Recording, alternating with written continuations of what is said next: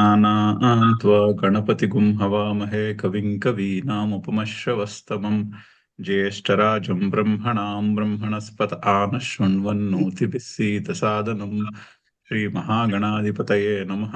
सदाशिवसमारम्भां शङ्कराचार्यमध्यमाम् अस्मदाचार्यपर्यन्तां वन्दे गुरुपरम्परां।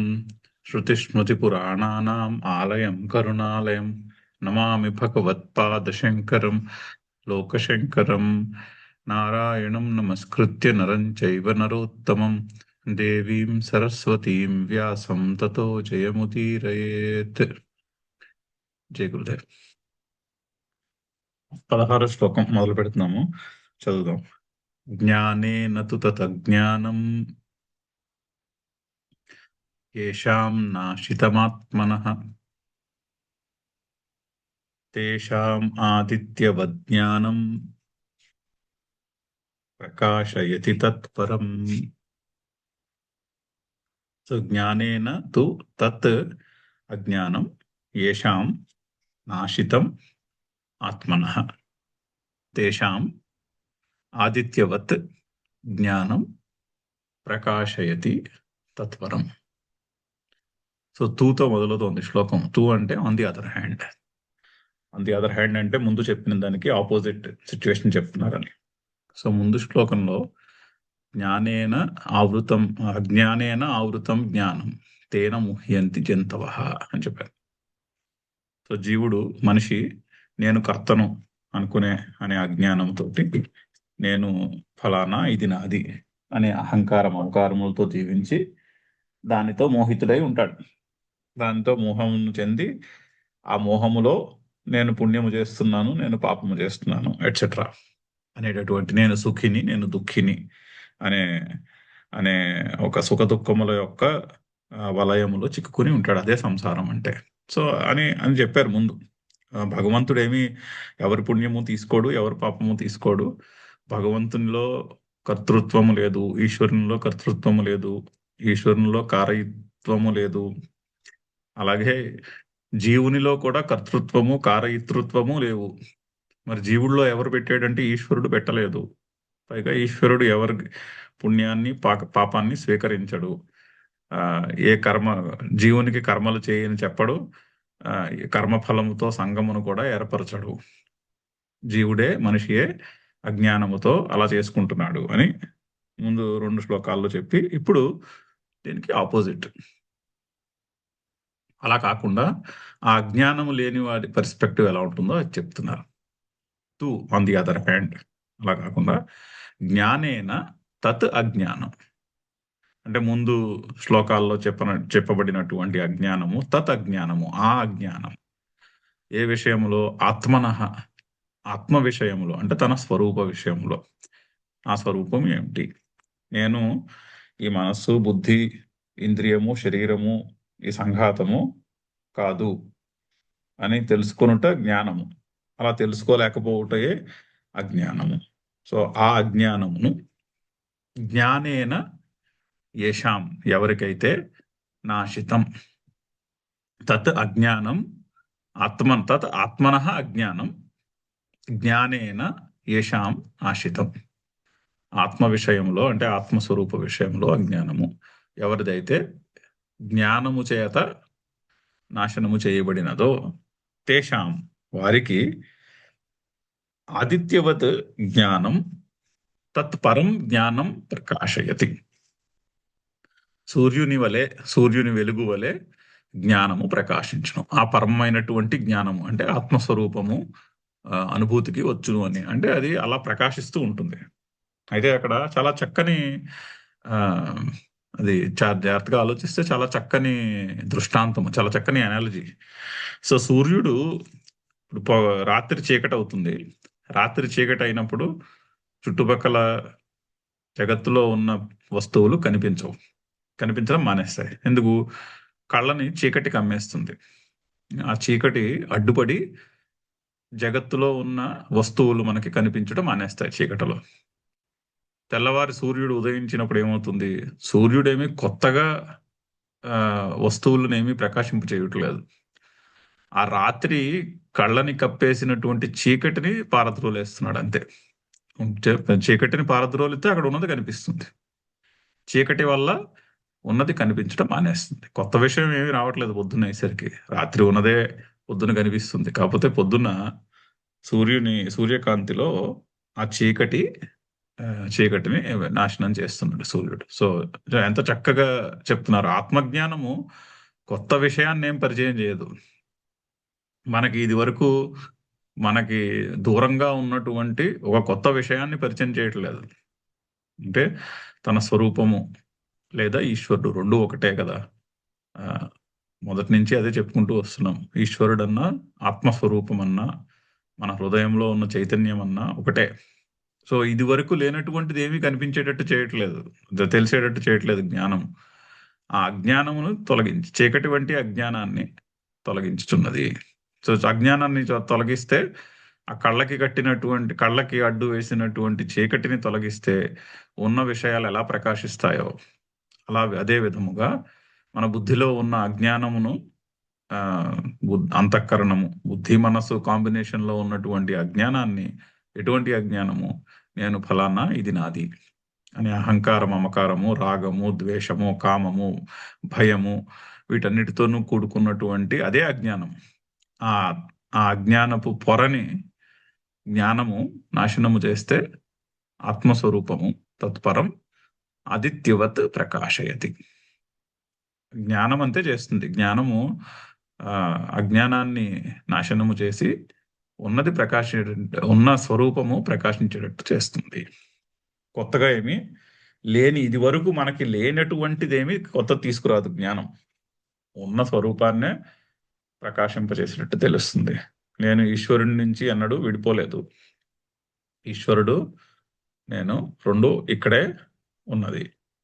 బాహ్యముగా దృష్టి ఉండి దేహాభిమానముతో నేను ఫలానా ఇది నాది అనేటటువంటి ఐడెంటిటీతో ఉంటే దాన్నే అధ్యారోపణ అంటారు సంస్కృతంలో. Super imposition. మన స్వరూపము కాని దానిని మన స్వరూపం మీద అధ్యారోపణ చేసుకుని కూర్చుంటే అది జీవుడు. అధ్యారోపణ తొలగిపోతే అంటే బుద్ధిలో ఆ నిశ్చయము కలిగిన రోజుని, అంటే ఏంటి, బాహ్యమైనటువంటి శరీరము, మనస్సు, ఇంద్రియము ఇది నేను కాదు, నేను కర్తను కాను అనే బుద్ధి నిశ్చయం కలిగిన రోజుని అదే ఈశ్వరుడు. సో ఆ విధంగా అజ్ఞానాన్ని తొలగించి ఉన్న స్వరూపమును ప్రకాశింపజేసేటట్టు చేస్తుంది. చాలా చక్కని దృష్టాంతం ఆదిత్యవత్ ప్రకాశయతి అని. అయితే ఏమిటి ఆ స్వరూపము అంటే దానికి కొన్ని చిహ్నాలు చెప్తారు. అంటే జీవితంలో కంటెంట్మెంట్ ఉన్నది. అంబిషన్ ని కంటెంట్మెంట్ రిప్లేస్ చేస్తుంది. హ్యాపీనెస్, ఒక దాన్ని ఏమంటారు, కారణము లేనటువంటి ఆనందము, ఒక పూర్ణత్వము, నేను ఫలానా అనేటటువంటి ఇండివిజువల్ ఐడెంటిటీ తో కూడుకున్నటువంటి ఈగో. నేను ఫలానా, నేను ఫలానా దేశీయుడును, నేను ఫలానా కులమునకు చెందిన వాడిని, నేను ఫలానా వంశములో పుట్టిన వాడిని, నేను చదువుకున్న వాడిని, చదువుకోని వాడిని, నేను పురుషుడిని, స్త్రీని అనేటటువంటి ఒక ఐడెంటిటీ ఉంటుంది స్ట్రాంగ్. ఆ ఇండివిజువల్ ఈగో అంటాం దాన్ని. పరిచ్ఛిన్నమైనటువంటి అహంకారం అది సడలిపోతుంది. అది మనకే తెలుస్తుంది దాని యొక్క పట్టు సడలుతోందని. సో అవి చిహ్నాలు ఆదిత్యవత్ ప్రకాశయతి అన్న స్టేట్కి. సో అది శ్లోకం యొక్క భావం. చాలా మంచి శ్లోకము, చాలా పాపులర్ శ్లోకం కూడా. చదువుదాం. శంకర్లు ఏమంటున్నారు? జ్ఞానేనతు ఏన అజ్ఞానేన ఆవృతాః ముహ్యంతి జంతవః తత్ అజ్ఞానం. సో అజ్ఞానానికి తత్ అజ్ఞానం, ఆ అజ్ఞానం ఉందిగా, దాన్ని ఎక్స్ప్లెయిన్ చేస్తున్నారు. ఏన అజ్ఞానేన ఆవృతాః జంతవః ముహ్యంతి. ఏ అజ్ఞానము చేతనైతే ఆవరింపబడి జంతువులు, జంతవః అంటే పుట్టేవాడిని, పుట్టాను అనుకున్నవాడు జంతువు అవుతాడు. జంతవః అంటే జంతువు అంటే జాయతి అనే వర్బ్ నుంచి వచ్చిన ఎటిమలాజికల్ రూట్ జాయతి అనే, జా అనే ధాతువు. జా అంటే పుట్టుట. పుట్టాను అనుకున్నవాడు జంతువు. సో జంతవ ముహ్యంతి, మోహితులై ఉంటారు. మోహము అంటే కన్ఫ్యూజ్డ్ అండర్స్టాండింగ్. తత్ అజ్ఞానం. ఏషాం జంతూనాం వివేక జ్ఞానేన ఆత్మ విషయేణ నాశితం ఆత్మనః భవతి. సో ఆత్మనః అజ్ఞానం అంటున్నారు కదా, తత్ అజ్ఞానం ఆత్మనః అంటే ఆత్మ విషయేణ అని. ఏషాం జంతూనాం వివేక జ్ఞానేన ఆత్మ విషయేణ, ఆత్మ విషయంలో వివేక జ్ఞానము చేత అజ్ఞానము నశింపబడినదో, నాశనము చేయబడినదో. తేషాం జంతూనాం ఆదిత్యవత్ యథా ఆదిత్యః సమస్తం వస్తుజాతం అవభాసయతి. ఏ విధంగా అయితే సూర్యుడు మొత్తము వస్తు ప్రపంచాన్ని ప్రకాశింపచేస్తాడు, అంటే అక్కడ ఉన్న వస్తు ప్రపంచాన్నే ప్రకాశింపచేస్తున్నాడు, కొత్తదేమీ చేయట్లేదు. ఉన్న దాంట్లోనే మనకి ఉన్నటువంటి చీకటిని పారదోలుతున్నాడు. తద్వత్ ఆ విధముగా జ్ఞానం జ్ఞేయం వస్తు సర్వం ప్రకాశయతి.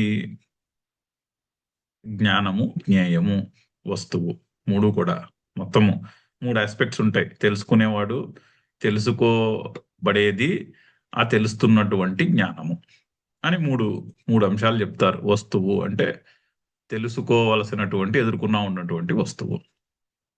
ఆర్ జ్ఞానం తెలుసుకోవలసినటువంటి వస్తువు.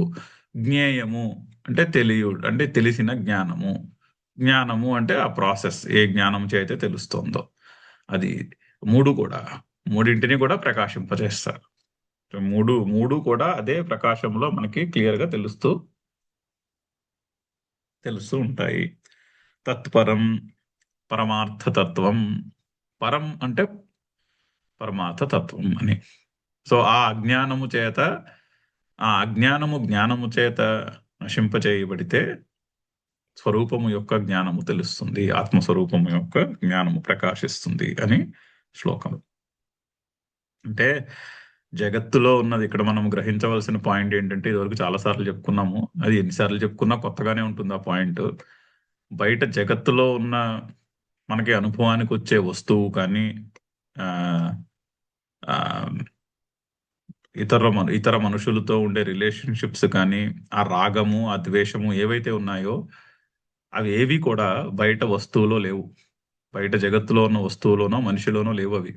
అవి మన అంతఃకరణంలో ఉన్న ఇంప్రెషన్, సంస్కారమే.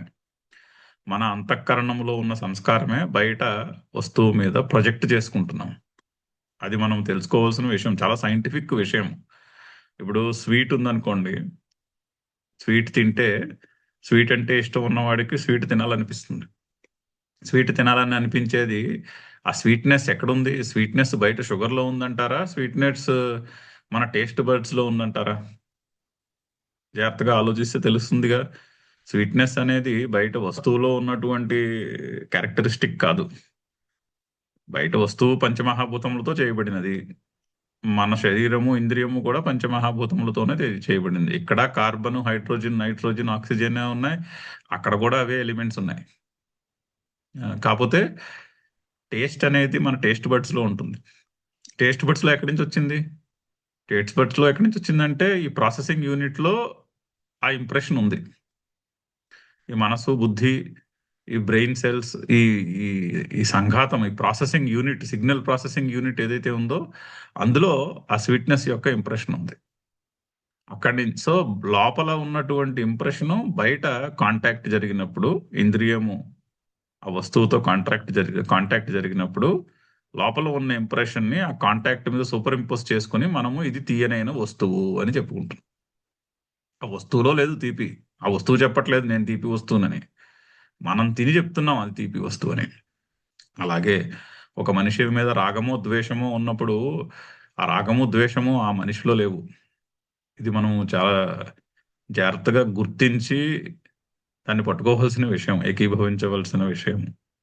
బయట పరిస్థితిలోనో మనిషిలోనో మనిషి ఎడలో రాగము ద్వేషము కలిగినప్పుడు, ఆ రాగద్వేష భయము క్రోధము ఇవి కలిగినప్పుడు, ఆ రాగము ద్వేషము భయము క్రోధము బయట మనిషిలోనో పరిస్థితిలోనో లేవు. మనలో, మన మనస్సులో, మన అంతఃకరణంలో ఉన్న ఇంప్రెషన్ అది. అది బయట ఆ వస్తువు, ఆ పరిస్థితి, ఆ వ్యక్తి, లేక ఆ వ్యక్తి మీద మనము ఆరోపించుకునే ఈ ఈ భావజాలము అక్కడి నుంచి పుడుతోంది అని మోహితులవుతున్నాం. అది పాయింట్ గుర్తించవలసింది. సో అంతఃకరణములో ఉన్న రాగద్వేషములు ఎట్సెట్రా వాటి ఇంప్రెషన్సే బయట జగత్తు మీద మనము ఆరోపిస్తున్నాము, జగత్తులో లేవు అని చెప్తోంది ఈ శ్లోకం ఇండైరెక్ట్ గా. సో ఎప్పుడైతే అంతఃకరణంలో ఉన్నటువంటి మలినము తొలగిపోతుందో బయట అంతటా కూడా ఆ పరమాత్మ కనిపించడం మొదలు పెడతాడు. ఆ ఈశ్వరుడు, మన హృదయంలో ఉన్న ఈశ్వరుడే జగత్తులో అంతటా కూడా కనిపిస్తాడు క్లియర్ గా. ఎప్పుడు ఆ రాగద్వేషములనే మలినము తొలగిపోయినప్పుడు ఉన్నది క్లియర్ గా కనిపిస్తుంది. అది అది చాలా ఇంపార్టెంట్ పాయింట్, వేదాంతంలో పట్టుకోవాల్సినటువంటి పాయింట్. చాలా ప్రాక్టికల్ కూడా ఆలోచిస్తే. అలా ఆలోచించగలిగితే ఆబ్వియస్లీ కామము, క్రోధము, భయము అవన్నీ తగ్గుతాయి, ఆటోమేటిక్గా జారిపోతాయి. సో అది జ్ఞానేన తు తదజ్ఞానం ఏషాం నాశితం ఆత్మనః తేషాం ఆదిత్యవత్ జ్ఞానం ప్రకాశయతి తత్పరం. అయితే ఇంకొకటి ఏంటంటే ఈ ఈ గ్రోత్, ఇది ఇది రియల్ పర్సనల్ గ్రోత్ అంటే అది ఆ రాగద్వేషములు యొక్క పట్టు ఏదైతే ఉంటుందో అది సడలిపోవుటయే పర్సనల్ గ్రోత్ అంటే. అది రియల్ గ్రోత్ స్పిరిచువల్ పాత్లో. అయితే అది ఎప్పుడు వస్తుంది? అది రిఫ్లెక్షన్ అండ్ సైలెన్స్ లో వస్తుంది. ఉత్తినే బయట మనం హడావిడిగా పరిగెడుతున్నప్పుడు రాదు. అంటే బాహ్యముగా పనులు చేస్తున్నామా లేదా అన్నది కాదు పాయింట్.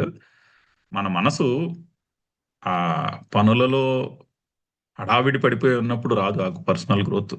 మనసు కొంచెం కుదుటపడి ఇంటర్నల్ రిఫ్లెక్షన్ అండ్ సైలెన్స్ లోనే ఆ గ్రోత్ వస్తుంది. ఎలా అంటే ఇప్పుడు సీడ్ ఉందనుకోండి, ఒక సీడ్ మొక్క సైలెన్స్ లో అవుతుంది. మనం మొక్క సీడ్ ని పాతినప్పుడు ఆ ఆ పీస్ అండ్ సైలెన్స్ లో అది మొక్క కింద అది సాప్లింగ్ అవుతుంది. అదే విధముగా ఈ రాగద్వేషముల యొక్క పట్టు సడలిపోవుట అనేది కాస్త కొంచెము పీస్ అండ్ రిఫ్లెక్షన్ లో జరిగే గ్రోత్.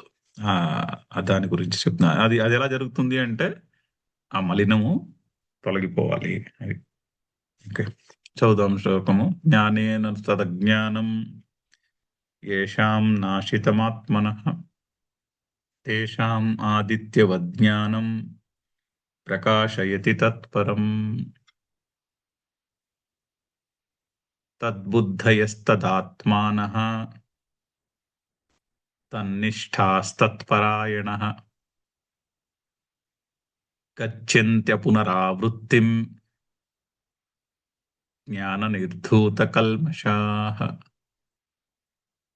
తత్ బుద్ధయః తత్ ఆత్మానః తత్ నిష్ఠాః తత్ పరాయణః. చాలా సందులున్నాయి, 7-8. తత్ బుద్ధయః తత్ ఆత్మానః తత్ నిష్ఠాః తత్ పరాయణః. 8 పదాలు. 8 పదాలు సందులు చేసేసి అన్ని విసర్గలతో ఎండ్ అయ్యే పదాలన్నీ కూడా అన్నింటినీ కలిపేసి ఒక పెద్ద సంధి చేశారు. తద్బుద్ధయః తదాత్మానః తద్బుద్ధయస్తదాత్మానస్తన్నిష్టాస్తత్పరాయణాః గచ్చంతి అపునరావృత్తిం జ్ఞాన కల్మషాః. అవతారిక. యత్పరం పరమార్థతత్వం జ్ఞాన ప్రకాశితం. సో ఏ పరమార్థతత్వం అయితే జ్ఞానము చేత ప్రకాశింపజేయబడినదో, తత్ అనే దాంతో మొదలవుతోంది ఆ శ్లోకము. తత్ అంటే దేనిని సూచిస్తోంది? తత్ అంటే ఆ జ్ఞానమును సూచిస్తోంది. ఏ జ్ఞానమును? ఆ జ్ఞానమును తొలగించినటువంటి ఆ జ్ఞానము అంటున్నారు తత్ అన్నది. సో ఏ జ్ఞానం అయితే ప్రకాశించినదో తత్ బుద్ధయః. 4 క్వాలిటీస్ చెప్తున్నారు. 5 క్వాలిటీస్ చెప్తున్నారు.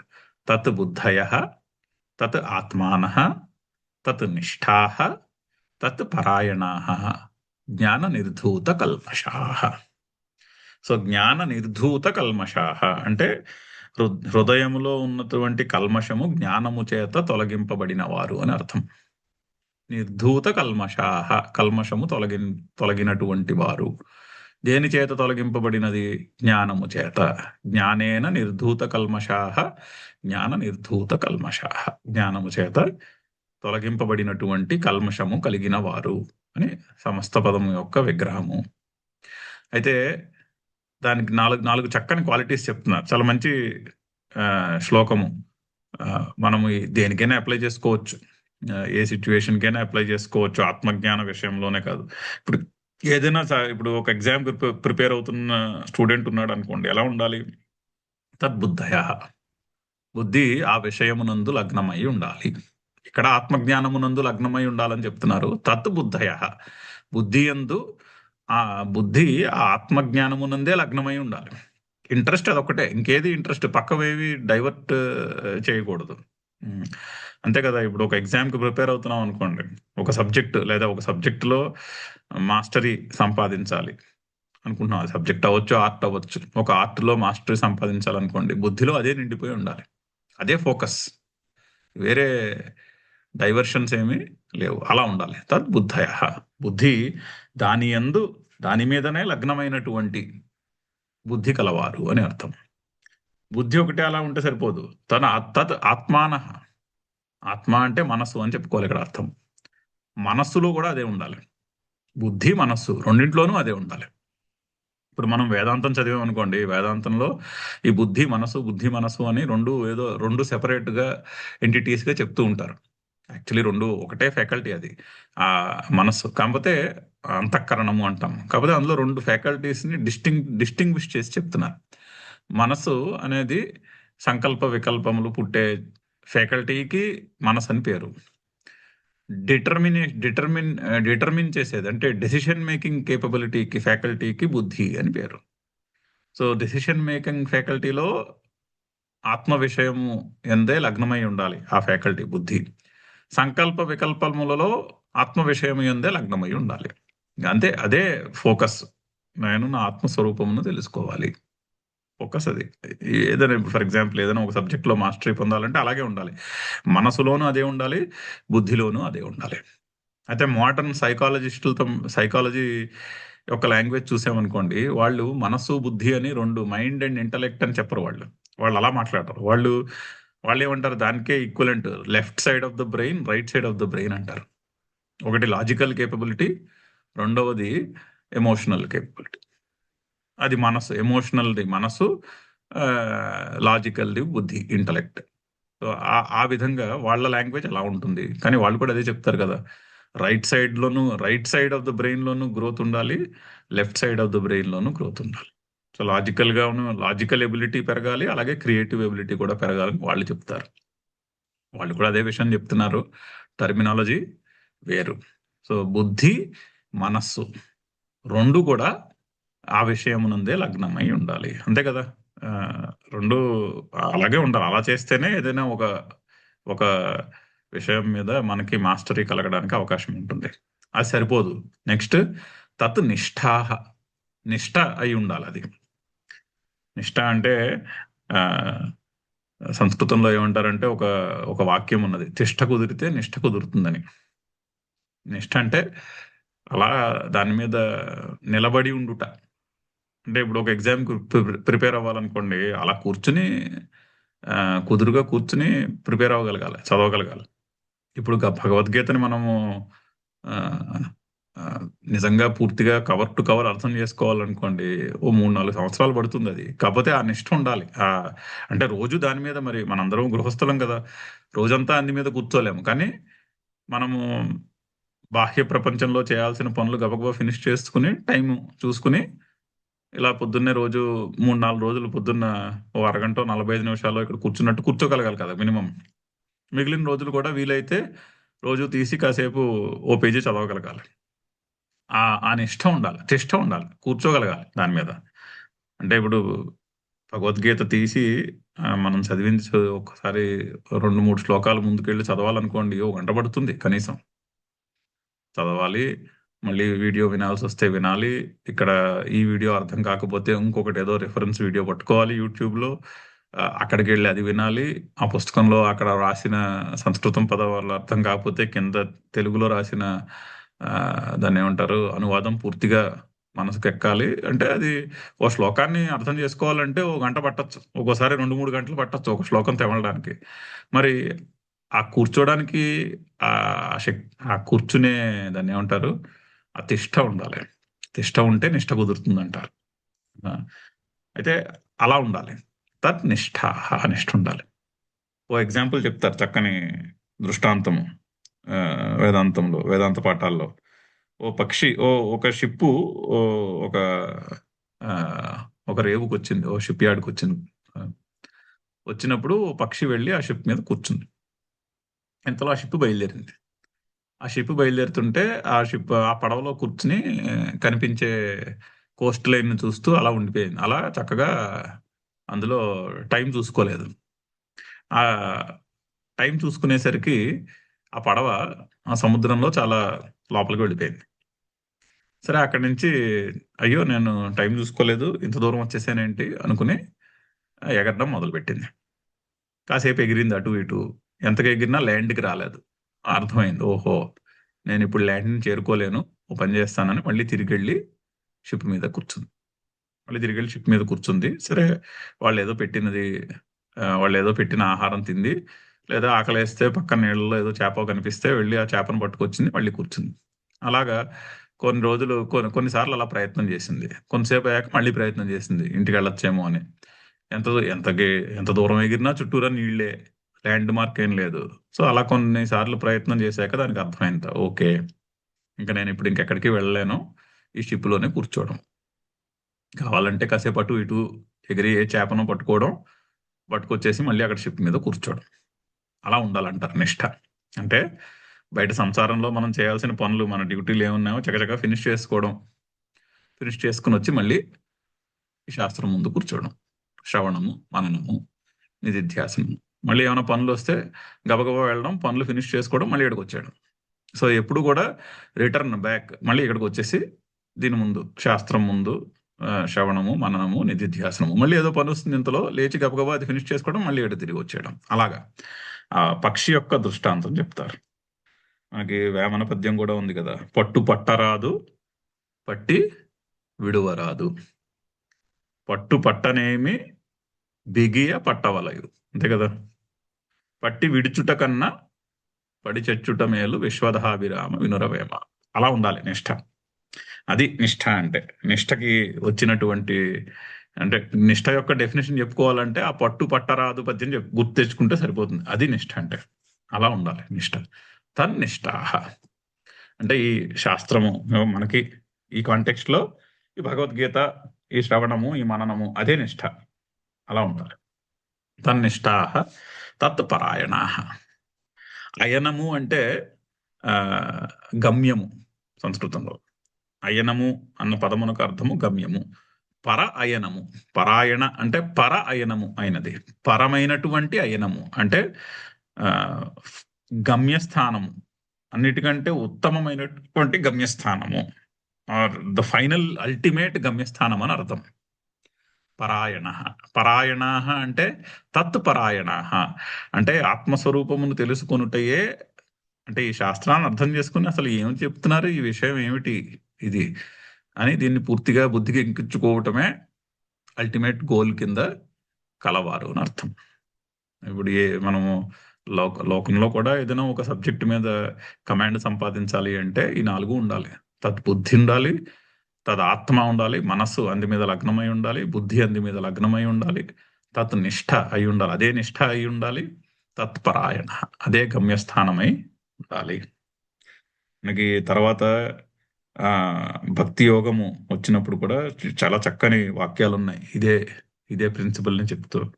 మయ్యేవ మన ఆతత్వ, మనస్సులో నన్నే ఉంచుకుని అని చెప్పబోతున్నాడు శ్రీకృష్ణుడు.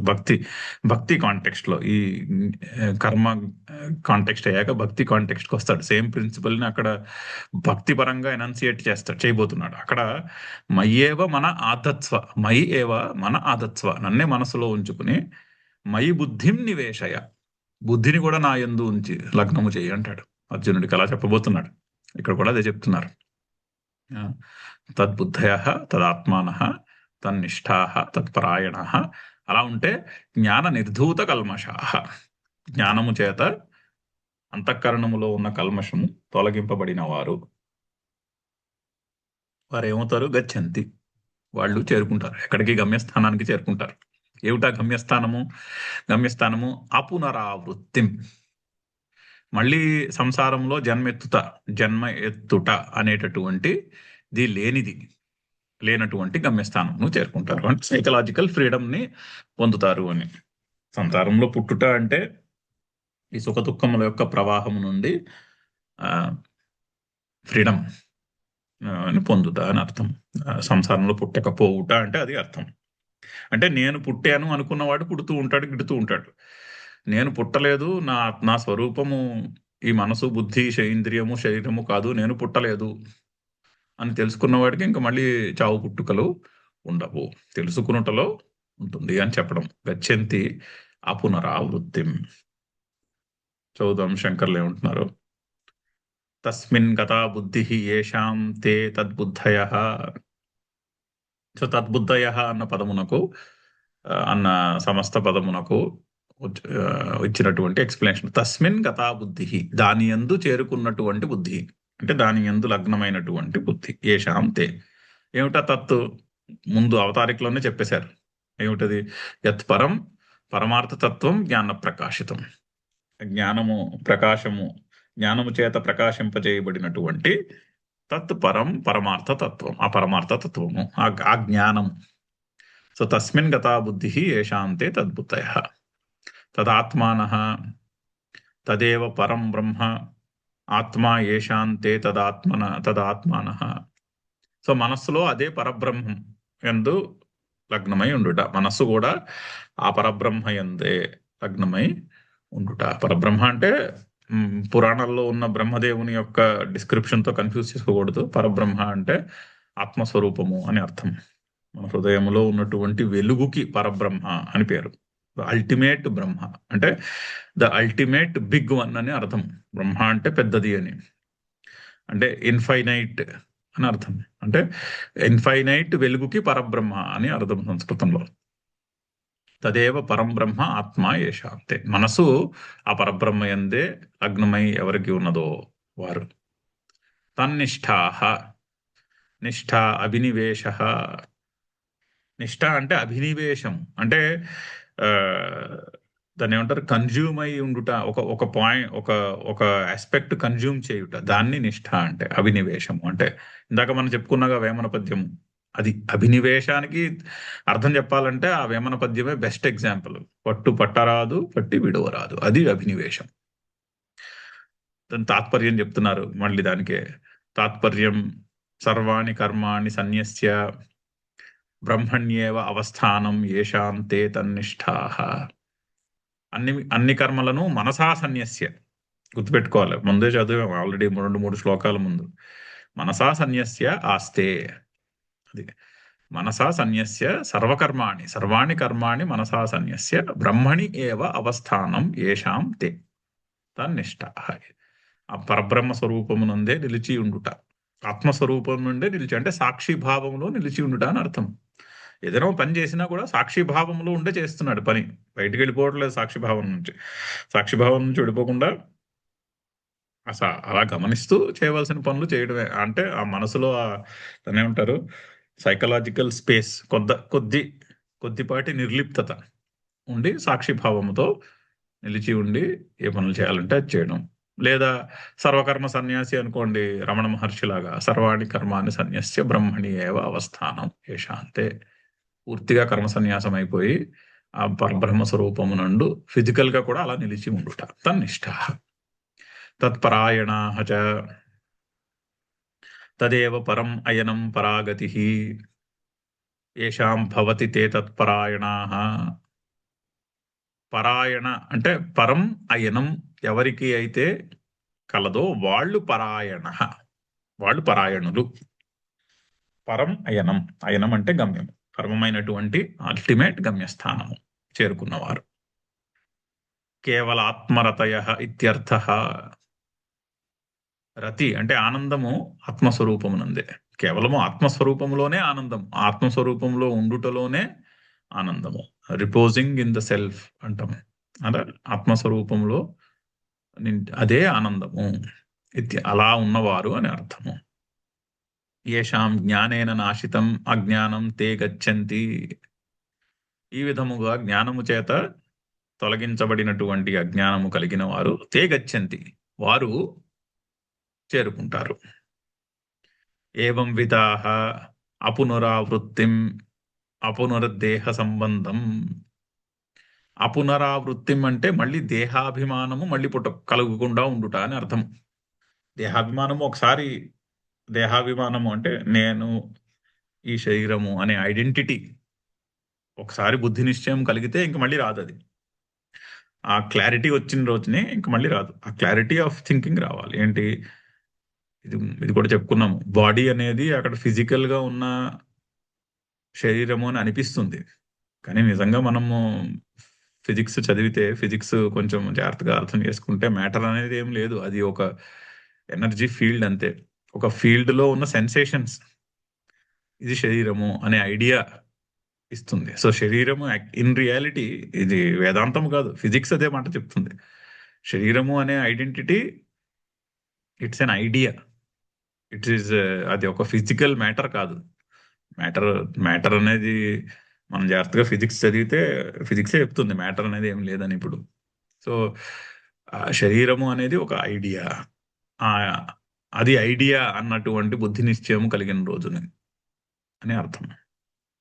అపునర్దేహ సంబంధం, అప్పుడు దేహ తాదాత్మ్యము అది పూర్తిగా అర్థమైన రోజునే ఓకే, ఇది ఐడియానే, ఇది ఫిజికల్, నిజంగా ఇన్ రియాలిటీ ఫిజికల్ ఆబ్జెక్ట్ కాదు, ఇది ఫిజికల్ ఆబ్జెక్ట్ అనే ఐడియా మాత్రమే అని అని మనకి దాన్ని ఏమంటారు, క్లారిటీ ఆఫ్ థింకింగ్ వచ్చిన రోజుని అపునరావృత్తిం గచ్చంతి. అపునర్దేహ సంబంధం ఎవరికి కలుగుతుంది? జ్ఞాన నిర్ధూత కల్మషాః యథోక్తేన జ్ఞానేన నిర్ధూతః నాశితః కల్మషః. పైన చెప్పిన విధముగా, ముందు శ్లోకంలో చెప్పిన విధముగా జ్ఞానేన నిర్ధూతః కల్మషః. నిర్ధూత అంటే నాశిత, జ్ఞానేన నాశితః కల్మషః. ఏమిటి కల్మషము? పాపాది సంసార కారణ దోషః.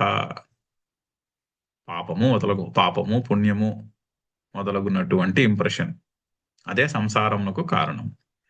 సంసారము అంటే సంసరతి, అలా ప్రవహిస్తూ ఉంటుంది, అది సంసారం అంటే. ఏమిటి ప్రవాహము? పుట్టాను గిట్టుతాను, పుట్టాను గిట్టాను, పుట్టాను గిట్టుతాను, అదే ప్రవాహం.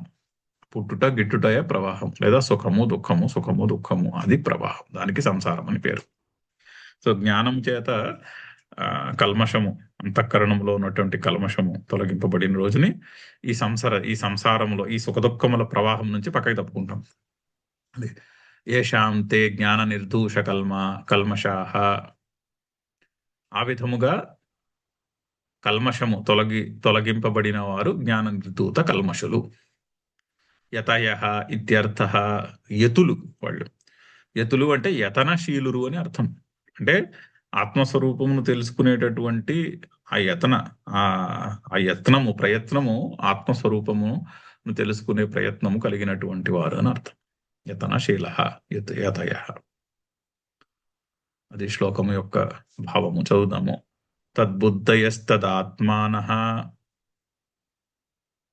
తన్నిష్ఠాస్తత్పరాయణాః గచ్చంత్యపునరావృత్తిం జ్ఞాన నిర్ధూత కల్మషాః. విద్యా వినయ సంపన్నే బ్రాహ్మణే గవిహస్తిని శుని చైవ శ్వపాకే చ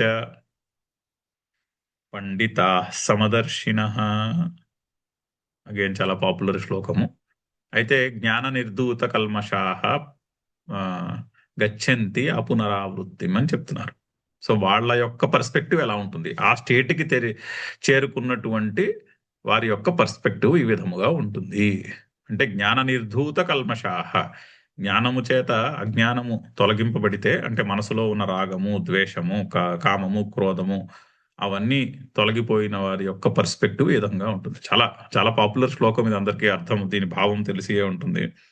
కాకపోతే ఆ స్టేట్ ఎవరికి వస్తుంది? మనసులో ఉన్నటువంటి రాగము ద్వేషము తొలగిపోయినటువంటి వారి యొక్క పర్స్పెక్టివ్ ఇలా ఉంటుంది. విద్యా వినయ సంపన్నే బ్రాహ్మణే గవిహస్తిని శునిచైవ శ్వపాకే చ పండితాః సమదర్శినః. సమదర్శనులు అవుతారు. సమదర్శిన, దర్శనము అంటే విజన్, ఒక క్లారిటీ ఆఫ్ థాట్ అని అర్థం, ఒక విజన్. ఆ విజన్ అలా కనిపిస్తుంది. అంతటా కూడా ఆ పరమాత్మయే కనిపిస్తాడు. అంతటా కూడా ఆ బయట ఉన్న శరీరము డిఫరెన్సెస్ కనిపించడం మానేస్తాయి. మానేసి అన్ని శరీరాల్లోనూ, అన్ని శరీరముల యొక్క హృదయములోనూ ప్రకాశించే ఆ సూర్యుని యొక్క కాంతి వంటి ఆ ఆత్మ చైతన్యమే కనిపిస్తుంది వారికి. సమదర్శిన అని అర్థం. దీని భావము, దీని భాష్యము రేపు చూద్దాం. ఓం పూర్ణమద పూర్ణమిదం పూర్ణాత్ పూర్ణముదచ్యతే పూర్ణస్య పూర్ణమాదాయ పూర్ణమేవావశిష్యతే. ఓం శాంతి శాంతి శాంతి. హరి ఓం.